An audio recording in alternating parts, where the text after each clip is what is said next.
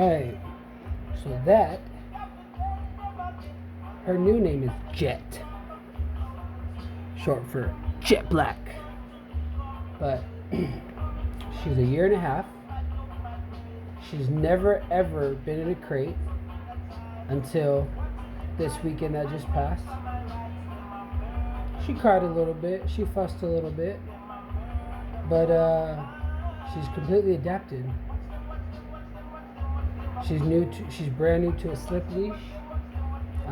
She's dog friendly, but seems to be unsure about people. So she still lunges, right? But she's used to having a harness on.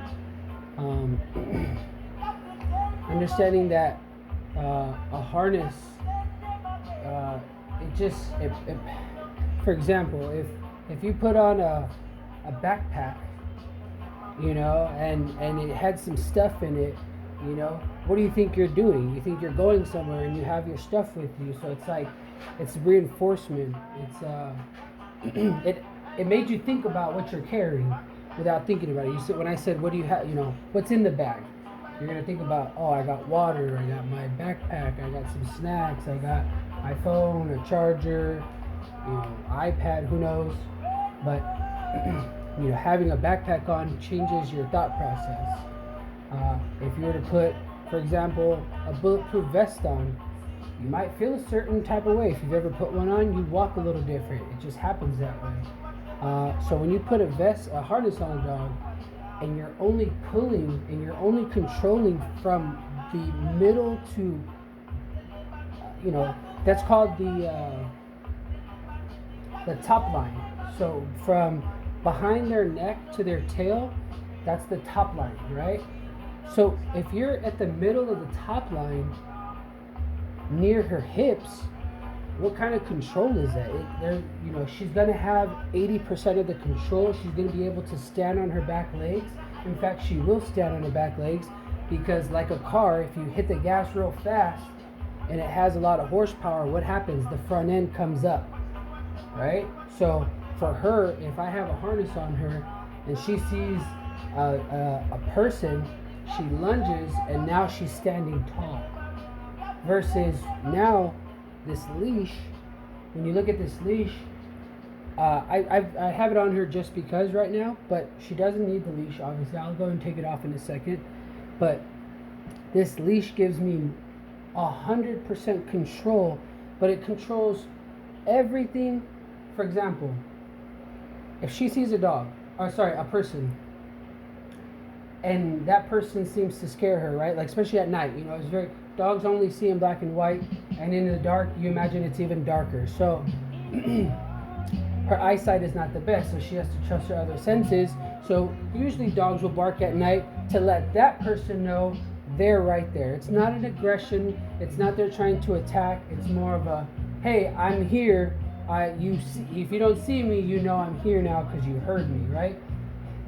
It's not even it's like a warning bark, but it's not, because a warning bark could sound a lot different if then felt threatened by whatever was in the distance. So back to the leash. She sees a person, and the person is to the right. I can pull her attention to the left, and when I pull her attention, I've now pulled her eyesight and her mind, which now she only has two other sensories, her hearing and her nose.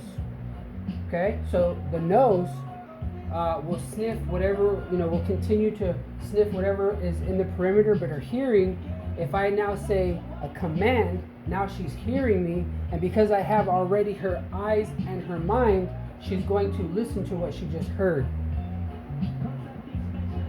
If I lost you, rewind it, and you'll catch it, I promise. You'll have control of all, if not the better half of all her senses. And when you can do that, you're now changing her idea of what a walk is, or the behaviors that have been happening. You change the entire conversation, which is what we want.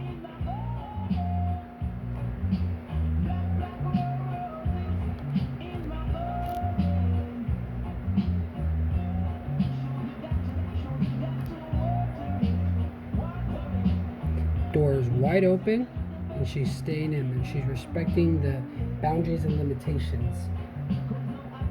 I'm gonna go ahead and take that leash off in a second.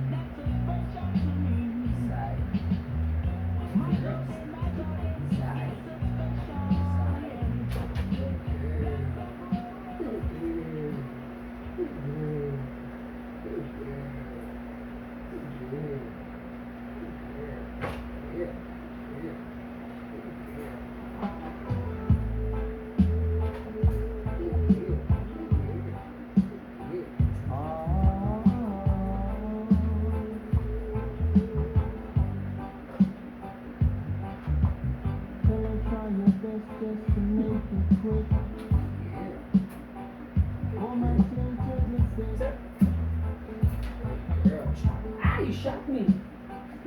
Sit.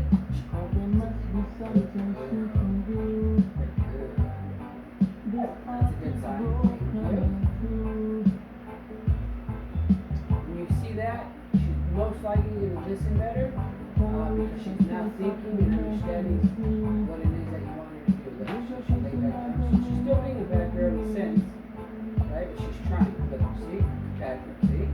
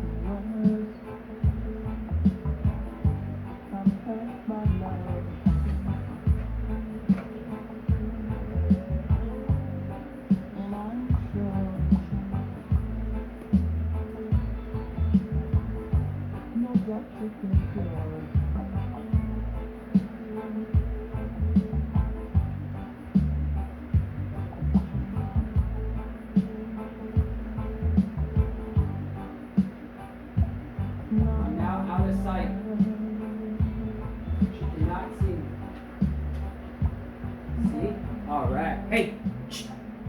No. Back up. Back up. Back up.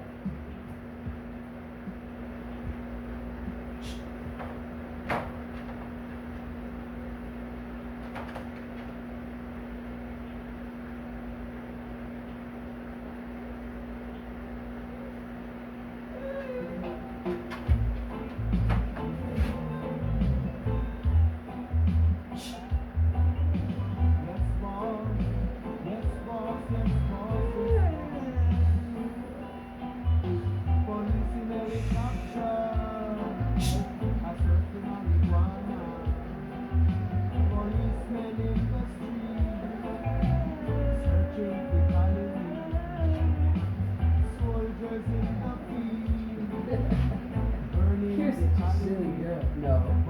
Stay. You're a silly girl. You're a silly girl. Stay. Alright, I'm going out of sight.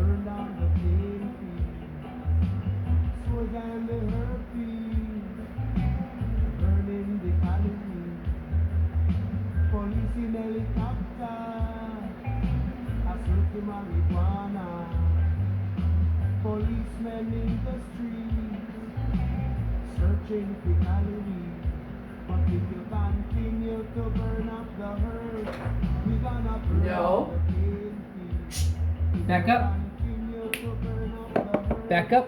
we gonna burn Thank down you. the cane Sit. Thank you.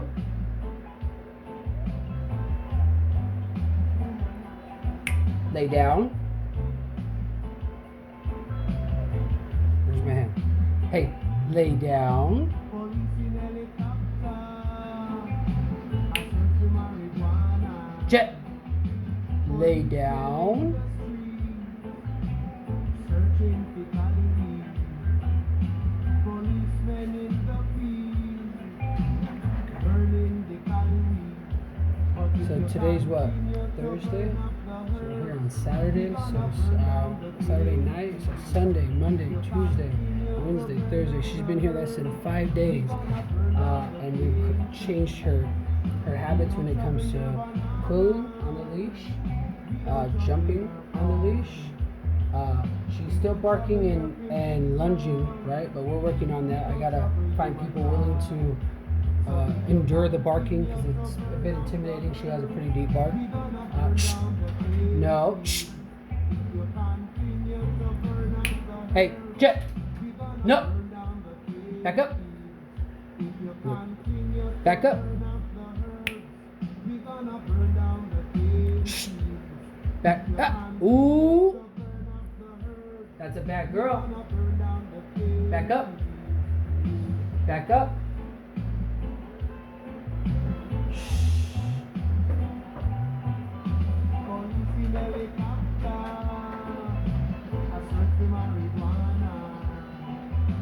Policemen in the street, searching for calories. Policemen in the fields, oh Lord, burning the calories. But if you continue to burn up the herbs, we gonna burn down the cane fields. If you continue to burn up the herbs, we gonna burn down the cane fields.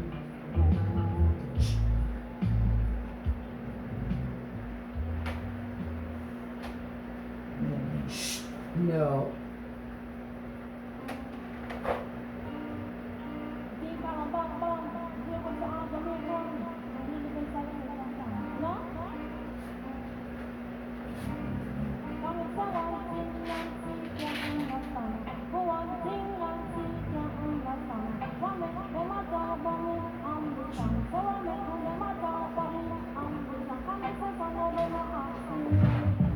No.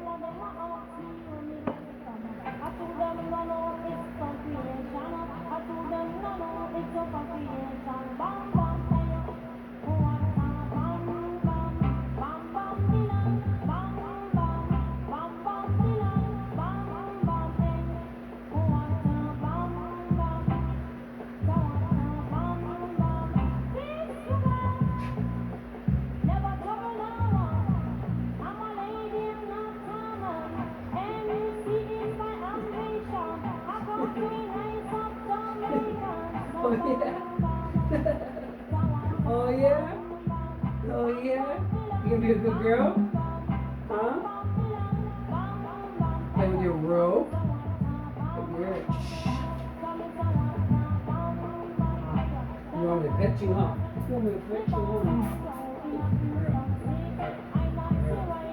Yeah.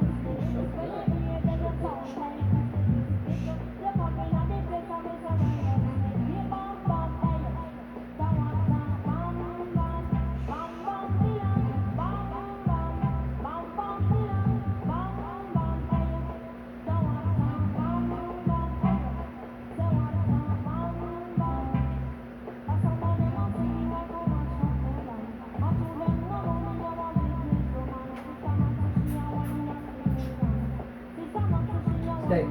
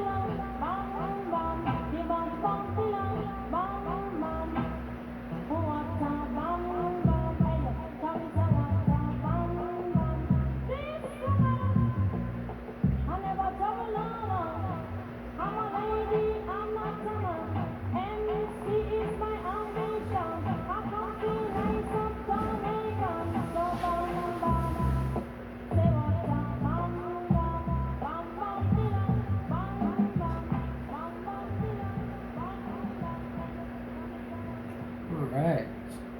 So that was a good 17 minutes. This is just day-to-day practice. Again, she's never been in a crate before. She's never slept in a crate, but she's starting to understand that she can just hang out in there, cage open. Just because she's in there doesn't mean somebody's leaving the house. And that's probably one of the biggest issues or problems that come up when trying to introduce a dog. Shh! No! No. Back up. Back up.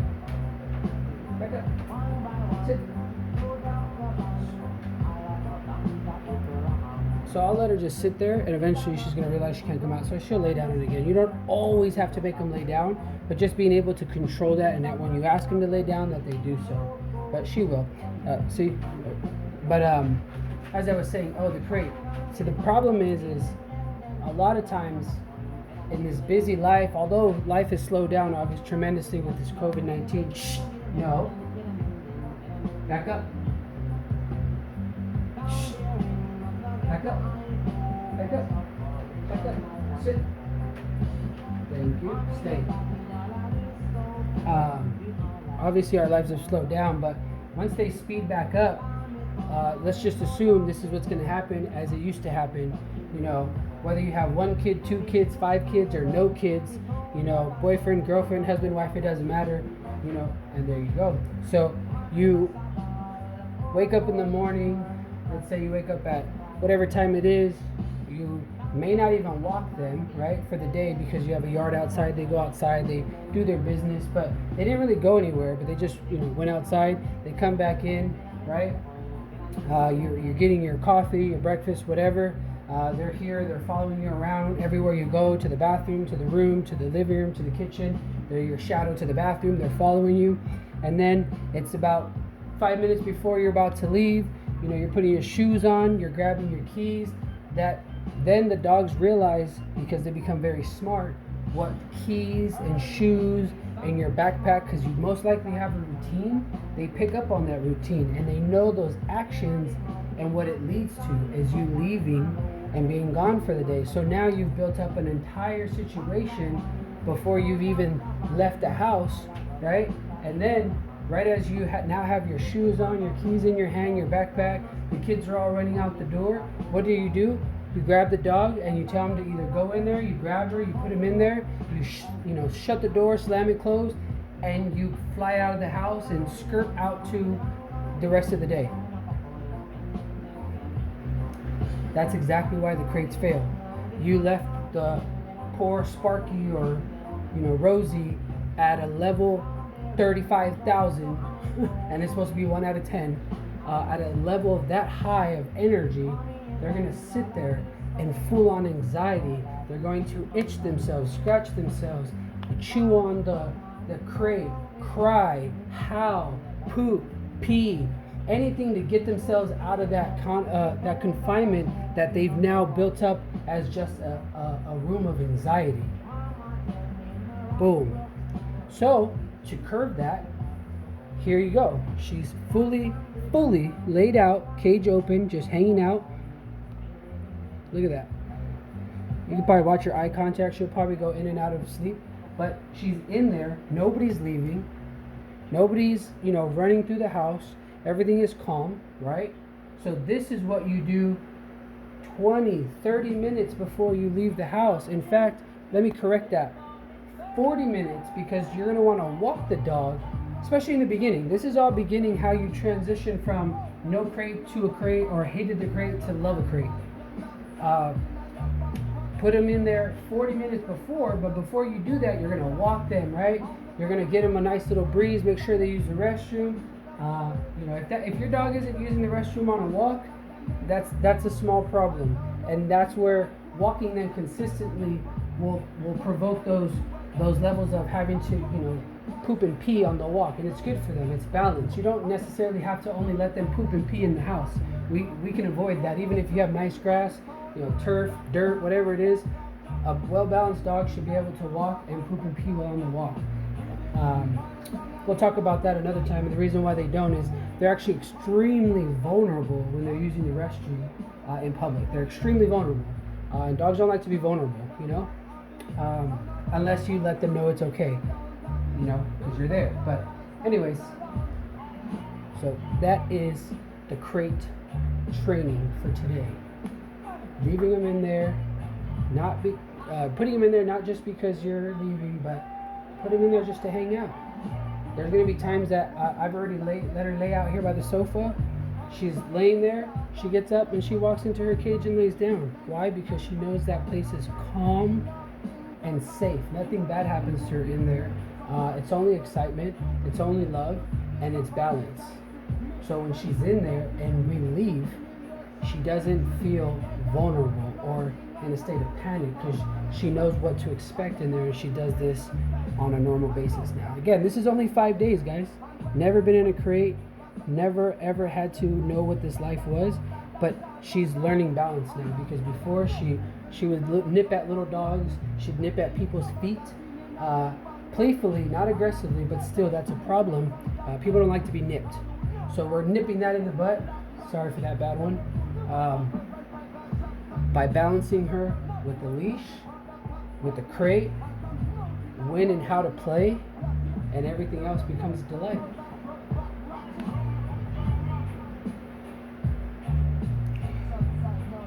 I know it's a long video, but sit here, watch this. You have time. Understand all the problems on the walk, all the problems at the dog park, all the problems at the family's houses when you take your dog with you. The origin starts in the house. The balance in the house. In your backyard, in your front yard. That's where balance happens. So the moment they feel the balance, they can take that anywhere they go, because it's expectations, it's boundaries and limitations for their own well-being. You don't want your dog to run out in the street. That's a boundary and a limitation for their safety. They do have a brain, but we have common sense. So they have to learn that, and they will, because they're extremely smart. She's already learning to stop and sit down and look at me at every curb. She's learning common sense, good behavior, but it had to be instilled and shown to her over and over and over. All athletes have to practice. Practice makes you a pro. So she needs a lot of practice, and she's already going to become a pro. She's great. She's fantastic. Fantastic. And look, now she's asleep.